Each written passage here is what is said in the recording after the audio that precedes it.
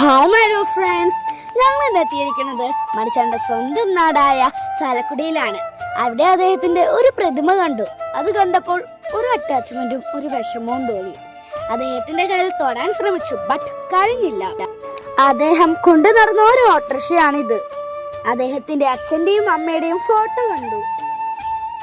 പിന്നെ ഞങ്ങൾ പോയത് അതിമനോഹരമായ പാടിയിലേക്കാണ്. നല്ല പച്ചപ്പും ഇളം കാറ്റുള്ള ഒരു മനോഹരമായ സ്ഥലം. പിന്നെ ഞങ്ങൾ കുറേ ഫോട്ടോസും വീഡിയോസും ഒക്കെ എടുത്തു.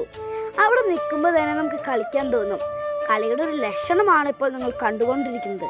പിന്നെ ഞങ്ങൾ നേരെ പോയത് മണിച്ചേട്ടൻ്റെ വീട്ടിലാണ് കേട്ടോ, മണിക്കൂടാരം. ആ വീട്ടിൽ അദ്ദേഹത്തിൻ്റെ ബുള്ളറ്റും സ്മാരകവും കണ്ടപ്പോൾ എനിക്കൊരു വിഷമം തോന്നി.